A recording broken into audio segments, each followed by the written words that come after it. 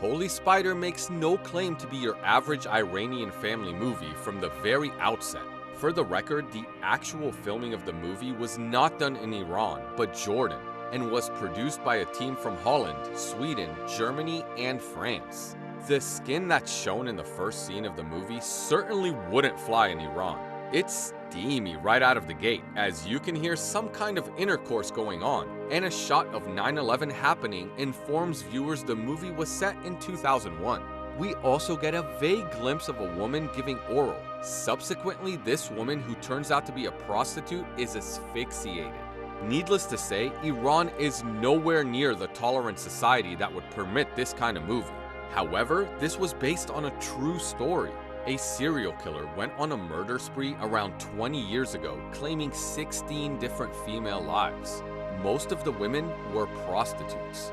Throughout this film, a journalist, Sharifi, played by Arash Ashtiani, regularly receives phone calls from the mystery man in a style reminiscent of the Zodiac killer movie. Sharifi says that the man rejects the stigma of a murderer. However, rather than seeing himself as committing run-of-the-mill homicide, the mystery man declares himself to be conducting a jihad to stop the female decadence going on.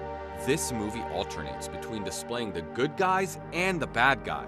A woman, Rahimi, played by Zar Amir-Ebrahimi, has just lost her job as a reporter and filed a sexual harassment complaint against her superior. Since she is a female traveling on her own, her arrival in Mashhad is not well received. People immediately berate her at her lodge for not being accompanied by a man.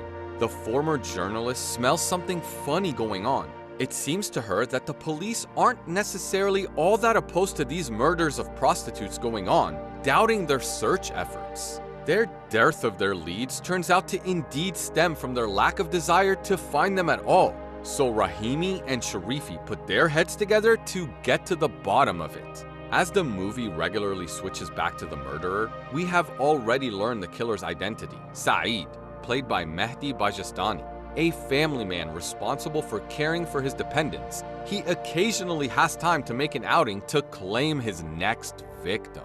The line separating love and murder gets particularly blurring as he makes love to his spouse with one of the bodies he's claimed tucked inside a rug nearby. The plot is all but the reverse of a whodunit movie. Rahimi sets off disguised to discover the killer, and when she does, Saeed locates her in no time. One surprise about this film is that the director Ali Abbasi, hailing from Iran and the creator of the fictional movie Border from a few years back, is the man who directed Holy Spider. The production of the movie, however, does come with a bit of a cheesy detective feel. The appeal of the movie, however, lies in the indignation of relevant problems today. The murderer's family aren't at all perturbed by what the man is doing. Upon the conclusion of the movie, his son even proposes carrying on his mission in eradicating degenerate wenches from the earth. The film didn't exhibit an extraordinary level of production. However, it conveys a disturbing, necessary message. Forever Young, a film created by Valeria Bruni Tedeschi, was inspired by the life of the director lived 50 years back learning at Théâtre des Amandiers to make a name of herself on stage, hence the title in French, Les Amandiers. This film is replete with one climax after another, energized in part by the innocent, carefree young characters such as Stella, played by Nadia Tereshkovich, and likely inspired by Bruni Tedeschi herself. One moment, she along with the rest of her pals get accepted to the theater training classes by the skin of their noses.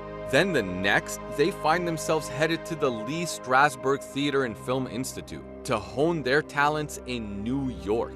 A short-lived moment indeed. They quickly retreat to their home country. They start getting involved in narcotics. Etienne, the new boy that Stella's begun to date, played by Sofiane Bernasser, is himself addicted to heroin, and of course he never manages to defeat it. Louis Garrel's role as director Patrice Chéreau of Intimacy is more intriguing, a man who passed away exactly 10 years prior. Chéreau sends the group of young entertainers on stage in one scene, intending to see some fascinating spin on a screenplay written by Chekhov.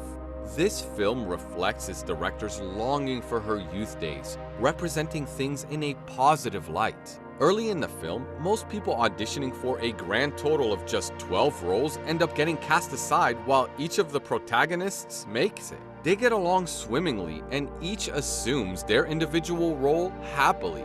The party comes to a screeching halt though when these friends, upon sleeping around with each other, believe for a little while that they've all caught the HIV virus. As chaotic and eventful as this film is though, the situation doesn't seem to evoke much of a threat. The film Aftersun has received a multitude of raves and has drawn considerable interest. The movie was made in the UK, with the unification of Adele Romansky and Barry Jenkins producing yet another movie. Nothing at first blush would appear particularly out of the ordinary. The plot involves a dad, played by Paul Mescal, and his little girl, played by Frankie Corio.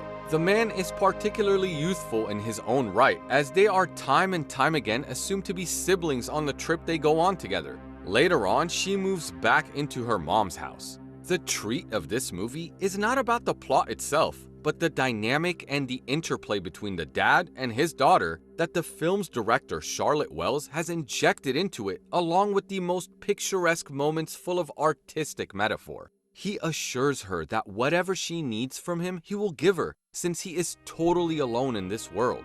Later on, he leaves her to sing karaoke by herself and she freaks out with a big crowd staring at her.